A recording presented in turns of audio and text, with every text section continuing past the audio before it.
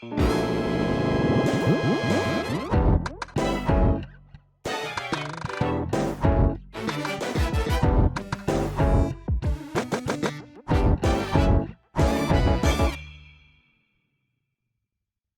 さんこんばんは。フォーラム8プレゼンツ玉木のスポーツジャーナリズムの時間がやってまいりました。MC のスポーツライター小崎です。このチャンネルはスポーツ文化評論家玉木正之が送る既存メディアとは異なる視点でスポーツの真の問題点を取り上げ考える番組です。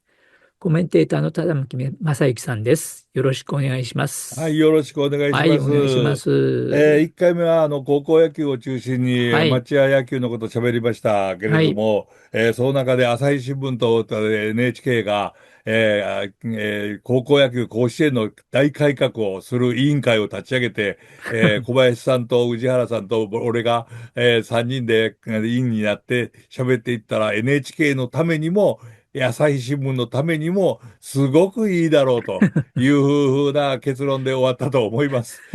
今回も宇治原さんと、小林さんに来ていただいてます。よろしはい、よくお願いします。よろしくお願いしろしくお願いします。1回目ます。の結論、それでよろしいですね。もうえぜひやってほしいですよね。全然そうだって、ですね。ついさっきまで僕はもう朝日新聞が早くやめたらいいんじゃないかと思ってたんですけど、そんな破ね、壊的なこと言っても誰も受け入れてくれないんで、うん、うん。あの、NHK と朝日新聞がやっぱりメディアのそのね、プライドっていうか、これからどうしたらいいでしょうねっていう問題提そうです。起をして変えていくって素晴らしいことじゃないですか。そうです。ジャーナリズムとしてやっぱりやるべきですよね。というのを、この番組の前に、あの、こういう本を書いた人にゲストに出てもらって、うん。日本プロ野球を作ったの。これ、木村幸彦さんが書かれた、もう絶対、なんていうんですか、野球ファンは読むべき本だと思いますけれども、この中で木村さんが書いておられるのが、この、プロ野球の企業というのは一流の企業でコンプライアンスも知ってるはずだと。で読売も中日も、その労働組合がどういうもので、どういう権利が労働者にあるっていうのは全部分かってるはずだと。にもかかわらず、こんなに労働者、要するに野球選手を、差別して、圧力をかけて、組合を作らせなかったのはひどいというような話がどんどん出ています。だから僕、そういうもんなんですかね、プロになると。どうなんですかね、小林さん。まあ、今聞いて思ったのは、やっぱり、通常の企業の終身雇用制みたいなことがね、やっぱりね実力社会でやりにくいっていうことを、え。うまあ、ん。根底にしてんだろうなと思いますね。まあ、そうですね。それは、そう、実は、終身雇用は無理かもしれませんけれども、ただ、アメリカの、メジャーは、組合作ってすごく権利をたくさんうん、取りました。日本のプロ野球もこれからだと思いますけれども、それよりも、日本のプロ野球よりもメジャーを見る人の方が増えてしまって、小崎さんもそうらしいですね。メジャーのワールドシリーズのを見たらしいですね。いやいや、面白かったでいや、すね、それは面白い、今年は。面白いことに対しては私も否定はしませんけれども、宇治原さん、はい。高校野球の専門家として、もちろんプロ野球も取材されてますけれども、メジャー面白かったですか？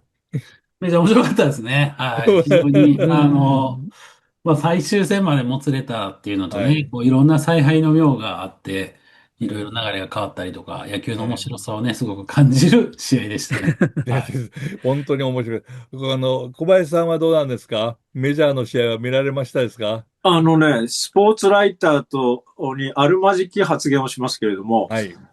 なんで日本のプロ野球を見なくても平気かというと、うん。この1年間過ごしていて、僕が普通に、スポーツライターでありながら僕に、阪神強いですねとか、巨うん。人どうすればいいんですかとかうん。聞いてくる人がほとんどいないんですよ。つまり生活の中にもプロ野球がないんですよね。そうで昔はいたすね。ということでよろしいでしょうかいや、ね。昔はだってタクシーにうん。乗ったってその会話だあったじゃないですあ、あか。りました、ありました、あもりう嫌でもました。ラジオが流れててね、夜乗はい。ったらもうプロ野球中継が、うん。ラジオで流れてくるみたいな当たり前だったけど、今、まあ地上波でやってないとかいう以前に、テレビをつけない生活が多いじゃないですああ、か。そうですね、そうですじゃあなね。んでワールドシリーズはちょこちょこ見たかというと、うん。ワールドシリーズのことはやっぱり聞かれるんですよ。ああ、ああ、普段の暮らしの中で。いや、大谷はどうだって聞かれるわけですね。仕事関係の人だけじゃなくて、普通にこう会話する、こう周りの人たちが、やっぱ大谷とか、うん、山本とかうね、ん。言うんですよ。そうすると、僕が、いや、僕見てないんですよって言いづらいじゃないですか。その暮らしの中でという言葉はもう本当にキーワードというか素晴らしい言葉で、プロ野球あるいは日本の野球がどれほど、支持されているか、あるいは愛されているかということのキーワードだと思うんですけど、はい。宇治原さんは聞かれますか？なんで阪神タイガース日本シリーズの最後采配は悪かったんじゃないのっていうような話聞きますか、周りで？まあ、聞きますけど、まあでも、大谷の成績は多分その日の予想最高気温よりみんな知ってたと思うんですよ。うん。なるほど。4打数3安打が今日の最高気温何度かよりは多分みんな知ってたぐらい、大谷がホームラン打ったかどうかぐらいそうそう、はね。それぐらい日常化してたと思うんですよね。なるほどね。それにそれは、比べたら全然プロ野球の話は、まあ僕がこういう野球のね、はい。プロ野球の取材に行ってるっていうのを知ってる人たちはたくさんうん。聞いてきますけど、うん。普段はないですよね。はそうですね。私も家で野球を見ているときは、子供が来たりしていたり、それから嫁さんの顔を見ていたら、野球見るのという顔をされて、日本シリーズを見ていましたけれどもね。最後は阪神タイガースの監督は堂々としすぎていて、負けてしまったというふうに私は思っていますけれども、日本シリーズも結構面白かったんですけれどもね、なんでそういうことが消えたんですかね。これ、宇治原さんどう思われますか？で、そもそもこの今の日本の NPB と MLB の一番の違い、NPB の怠慢ですよね、完全に。ああ、やっぱはい。りこう、日本シリーズっていう舞台を、こう、あんまりこう、尊敬してない、リスペクトしてないというか、うん、やっぱりこう、日本のナンバーワンを決めるこうシリーズであるのに、こう、レギュラーシーズンが終わって CS を始まったあたりから、なんかプロ野球の話題ってどんどんしぼんでいくんですね、こう。ああ、うそうです、ん。はい、そうです。で、ドラフトがあるじゃないですか、日本シリーズの場合。はい。ドラフトに一気ええ。にバーンと持っていかれるんですようね。で、ん、その後に日本シリーズが始まるんですけど、その頃にはもうなんかこう、野球は今シーズン終わったみたいな空気が流れうていて、ん、で、なおかつ、SNS で、こう、この前なんかどっかの誰かがね、SNS で各国、台湾、韓国、日本、MLB のその日本シリーズ、チャンピオンを決める大会の取り上げ方を並べてうん、たんですよ。はい。そしたらみんな、両チームの、こう、球団旗とか、そういうのを並べて、こう何勝何対何とかやってるのに、うん、日本だけ、要は結果だけしか出てないんですよ。もう要は数あ字、阪あ、神4対、阪神ソフトバンク何対何っていう、本当文字しかないんですよ。あもうこれあ、がもうね、日本の NPB のね、失態だと思うんですよ。もううー確実に。ん。で、それもあくまで SNS の話なんですけど、僕、8年連続日本シリーズの取材に行ってるんですけど、はい。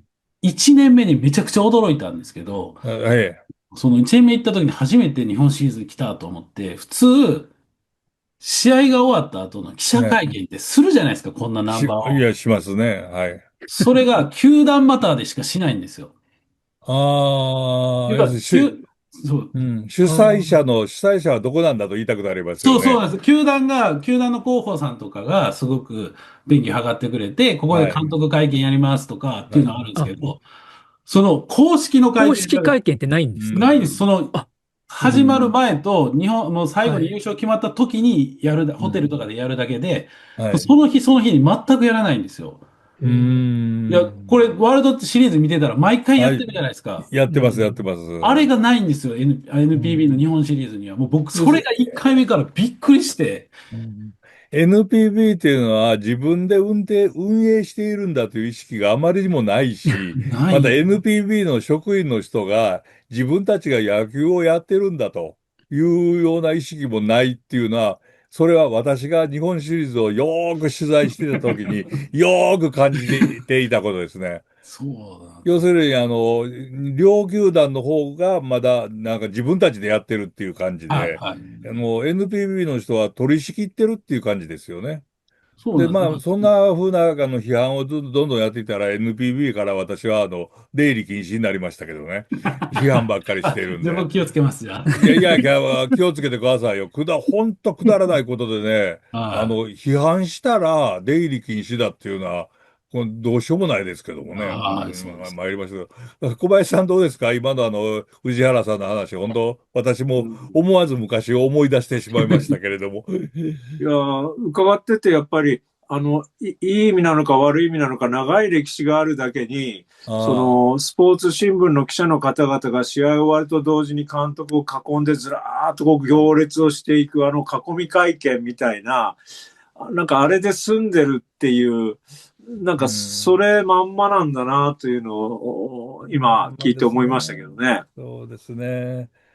私が野球の取材した頃、囲みとぞろぞろと後ろからついていくのに中に入るのにどれだけ苦労したかというう、ん。雑誌の記者としてはね、というのを思い出しますけれどもね。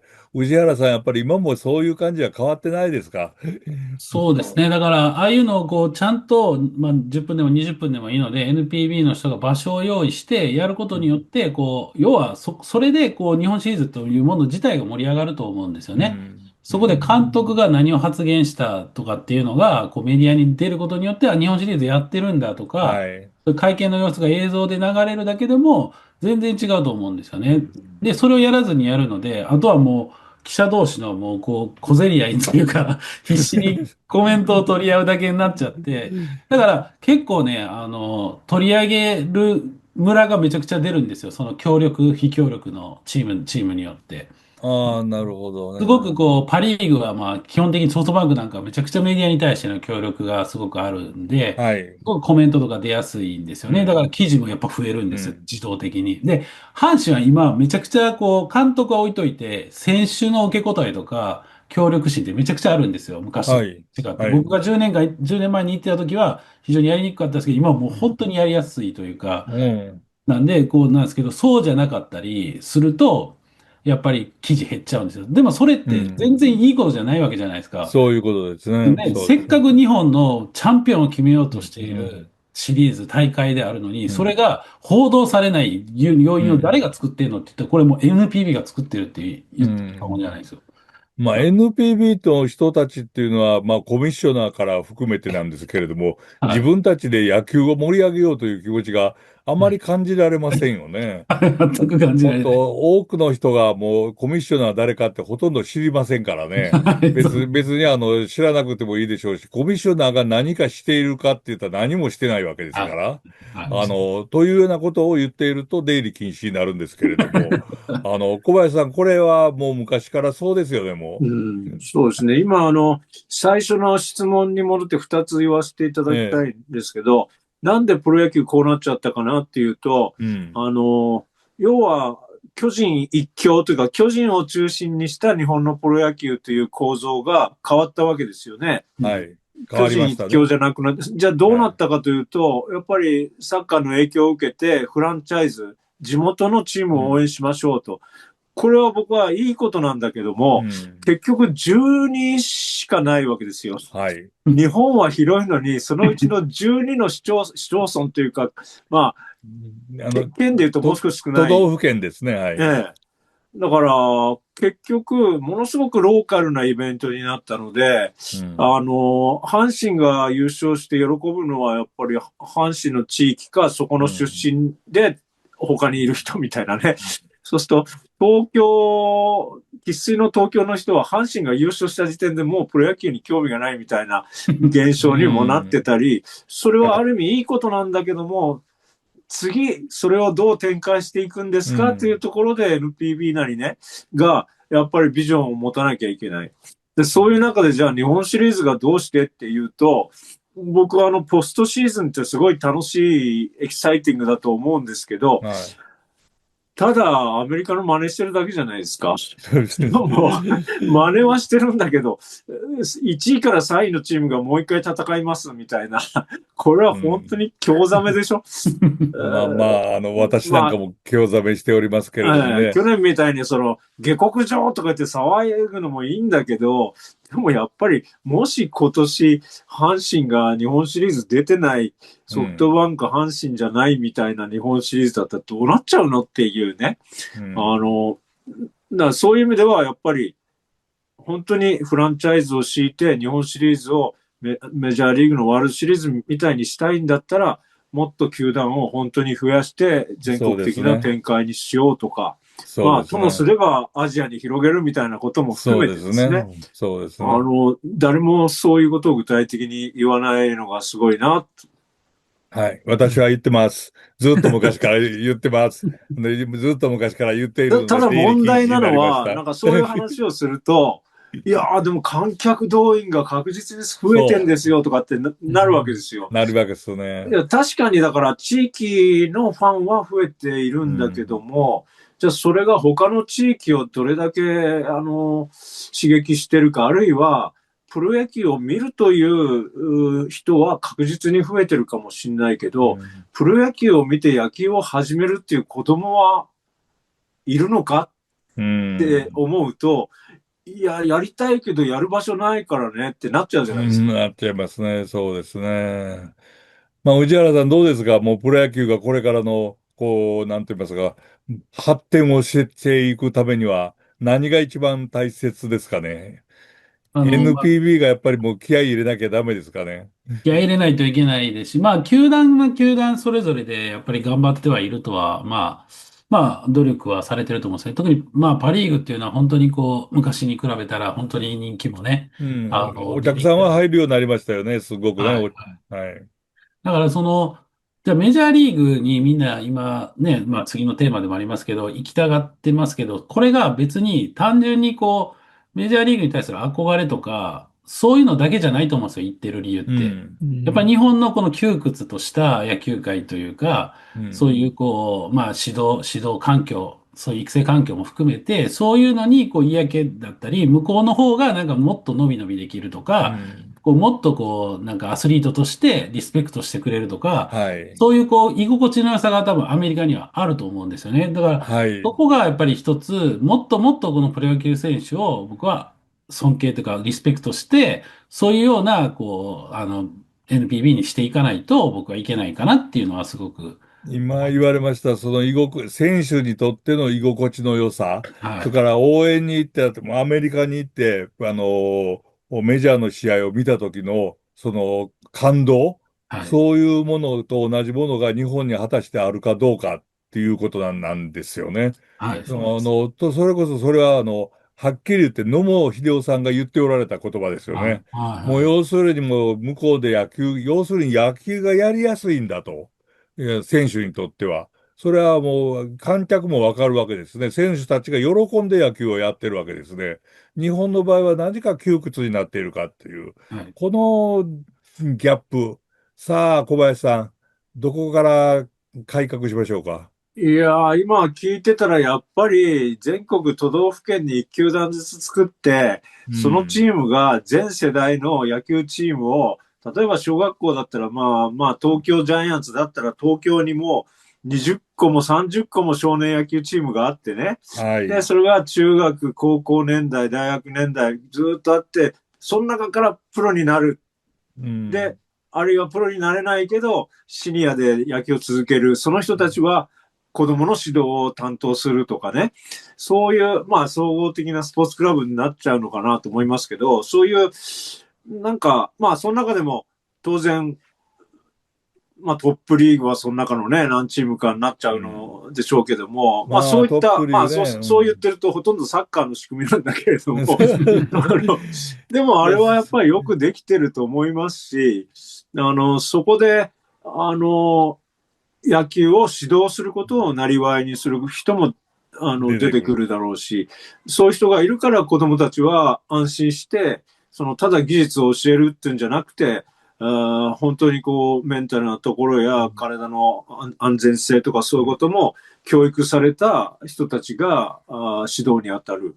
まあ、それは、そういうことをしなきゃいけないとなると、その指導する、まあ、学校なのか、そういうところも発展していく。それはスポーツ文化そのものを相当こう、レベルアップしてくれると思うんですよね。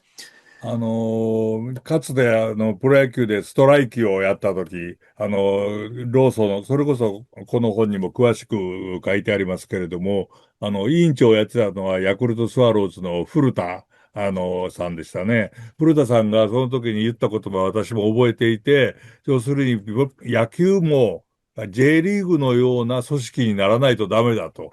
いうふうに言ったんですね。それで、この前、このネットに番組に出てもらった木村幸彦さんに、そういう古田さんの意見をどう思いますかっていうふうに聞いたら、サッカーの場合は FIFA があって世界的な組織だと。でも野球の場合はアメリカが中心の、それこそアメリカファーストの中心、組織でしかないから、かなり難しいねっていうことを言われたんですよね。これやっぱり世界的な組織の違いの影響もやっぱりあるのかなと思ったんですけど、宇治原さんどう思われますか？そうですね。そこはなんかまだ、なんていうんですかね、こう、野球ってまだ限られた地域でしかやられてないっていうところが、やっぱりこう、世界一つに、まあ、なってないですよね。世界中にまだはい、広がっはい。てない、広まりきれていない競技ではあうん、るので、そこら辺はちょっと野球とサッカーで、まあ、比べられるものではないのかなっていうのは気はしますけど、ただそこになんか、習いたいというのは、古田さんの言いたいことは、まあ、わからないでもないと思いますね。はい。WBC でもまあ20カ国ですからね、参はい。加するはい。国がはい。ね。小林さんはどうですか、その古田あさんの言われた。のーサッカーの場合は J リーグを作るときに、ね、本当に世界を手本にしたじゃないですか。そうですね。はい。で、プロのリーグを作る、はい。ワールドカップに出る、はい。で、トトもやる、総合型スポーツクラブを作る、フランはい。チャイズにするって、みんな、実は、ヨーロッパでやってることを真似したわけですよ。はい。そうですね。で、真似した学わけです。んだっていうんですかね。はい。じゃあ、日本の野球はどうかというと、ある部分は真似してるんだけども、ちゃんと真似してないんですよ。真似というのあの、はメジャーの真似ってメジャーの意味？真似をしてるようでしていない。はい、なるほど。はい。はい。だから、そこの違いじゃないかなと。僕は川淵さん中心に、J リーグを作った人たちはものすごい、はい。ある意味謙虚だったと思うんですよね。なるほどね。うん、その育成システムだとか、あうん。るいはもうそういう施設を作るとか、もうあはい。らゆることを真似した。うでも日ん。本の野球は、つまんで、自分たちの、それこそ一部のチームがつまんでいい思いしてるだけで、うアメリカん。にもやっぱりすごいいろんなこう、張り巡らされた構造があるじゃないですか。そうですね。それを今からでも真似すればいいんじゃないかなと思う。そうですね。メジャーのいいところをやっぱりもっと取った方がいいといはい。うことですね。宇治原さんどうですか、それは？日本の野球の考え方でなんか、これでいいんだなんですよ。うーこれでもうまくいっん。てるじゃないかと思ってるんですよ。言ってないんですよ。なるほど。言ってないんですけど、だから結局面白いのが、井口忠宏さんがね、こう、はい。まあ、ロッテで活躍された。彼がホワイトソックスでワールドチャンピオンになってるんですけど、はい。その10周年記念パーティーに彼がまだ日本で現役やってる時に行ったんですよね。はい。で、行って、その行った時に、その当時のオーナーになんかこう、お前まだ現役かと。はい。で引退したらすぐうちにコーチに来てくれないかって言われたっていうんですよね。うん。それはなぜかっていうと、こう、ホワイトソックスに日本の野球を取り入れたいんだっていう。うだからお前来ん。てくれみたいなことを言われたっていうんですよね。だうん。から、そういうのがアメリカはすごくバンバンあるわけですよ。こあう、日あ。本からでもなんか吸収できるものがあって。日本ってそのなんか元メジャーリーガー帰ってきたって言ったら、最近でこそ良くなりましたけど、当う時っていうのん。は、なんだよ、メジャーで勝ったからなんだよ、みたいな見られ方をして、どっちかというと窮屈な思いをさせられてきて、元メジャーなリーガー。るほど。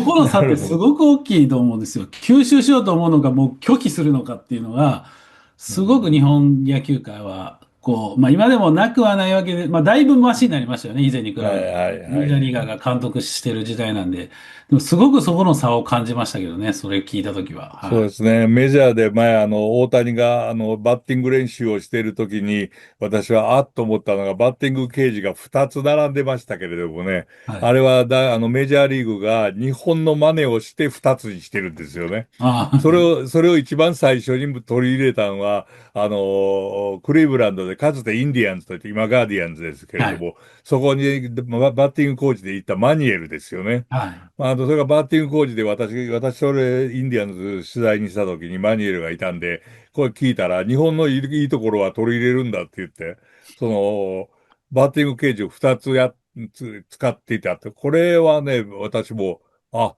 なるほどね、やっぱり、きちんとも日本の野球学んでるところあるんだと思ったけど、小林さん、日本の方が学ばないですね、なかなか。うん。まあ、宇治原さんがおっしゃった言葉が非常に印象的ですね。もそうう、ですやっぱり、ね。全然危機感がないっていうところがね。いやいや、それってやっぱり玉木さんがずっとおっしゃってる、ある球団、ある権益を守ろうとする、いやそういう力学がずっとあるということじゃないですかね。はい。はい。すいません。ここでちょっと私、横にある本を取ってきますんで、それをお見せしたい。ぜひともお見せしたいんで、ちょっと待ってくださいね。この本です。あナンバーが巨人軍と一緒に、作った巨人軍のための本ですね。で、私がなぜこんな本を持ってるかというと、私が、長嶋茂雄さんにやったインタビューが再録されたので、送ってきたということで持ってるんですが、この一番後ろにですね、王貞治さんが、あのー最後に文章を書いてるんです。未来の巨人たちへという。で、その中で、要するに、やっぱり、アメリカの中心はヤンキースだと。今はドジャースが強くなっていますが、それでもアメリカ人の心の奥底ここにあるのは、やっぱりヤンキースなのではないかなと思いますと。で、日本では、それがジャイアンツなのではないかと。ジャイアンツが強くなるということがプロ野球の発展であるということを書いてあるんですね。これ、大きな間違いですよね。はっきり言うと。ヤンキースであれの、アメリカンリーグで後からできた球団で、おまけに南部の人たちはヤンキースに入るのは一番嫌だったんですよね、かつては。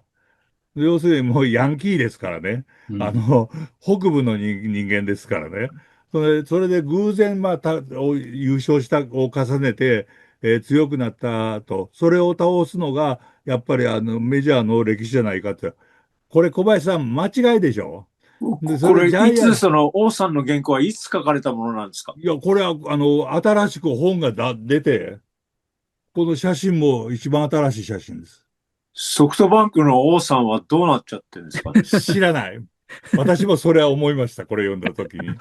え、まあまあ、こういう本がね、出ているわけで、ジャイアンツの何十周年、ジャイアンツの道は続くという番組ですね。番組で本ですね。で、私のやった原稿はこれですけれども、うん。まあ、こういう間違いがある限り、ダメでしょうね。いや、王さんというのは、僕もお会いして、すごくその周りの空気を大事にされる方ですよね。そうなんです。それで、だから本質はそれと違うって、ご自身が分かっていてもそ分れを言えかっていない方だとるのに、思うんですよ。巨人の本だから、巨人の本に合わせたことを言われたんだと。うん。もう私もそう思うんですよ。うん。本当に王さんはいい人ですから、もう気もう遣いの私も、方ですよね。もう何度もそれ感じたことあるんで、いや、だから、だけど今ももはや王さんは日本の野球界でね、長嶋さんも亡くなられ、はい。野村さんもいない、金田さんもいない中で、本当の意味で精神的なリーダーになっていただけなきゃいけない。まあ、精神というより、日本いや、の野球これからどうするんだっていうのを、栗山さんと一緒に新しいことをやろうともされてるわけですからうね。ん。そこのところはぜひともお願いしたいと思います。ということで、王さん、皆さんからよろしくお願いしますということで、こういうこういう巨人中心の発言だけはやめるようにしてくださいというふうに私から言っておきます。小林さんと宇治原さんの賛成があるかどうかは私は知りませんが、いや、それはえもちろん、玉木さんが今おっしゃったことは全くその通りだと思います。ありがとうございます。大賛成。あんまり皆さんを引き込もうとは思わないので、迷惑をかけてはいけないので、ということで、プロ野球、コミッショナー、誰だか分かっている人は、この中の人はみんなを知っていると思いますが、知らない人が多い人、コミッショナーなんとかしろというふうにプロ野球ファンは言ってください。ということで、2回目の討論を終わります。小林さん、宇治原さん、本当にありがとうございました。ありがとうございまありす。がとうございました。はい。皆さんご覧いただきありがとうございました。次回のフォーラム8プレゼンツ、玉木のスポーツジャーナリズムは今週のテーマ、日本の野球2025を振り返る、すべてはメジャーへの道なのかのエピソード3、高校大学社会人からメジャーへ NPB 飛ばしは増えるのかです。引き続き宇治原さんと小林さんと共にお送りします。それでは皆さん次のエピソードでお会いしましょう。さようなら。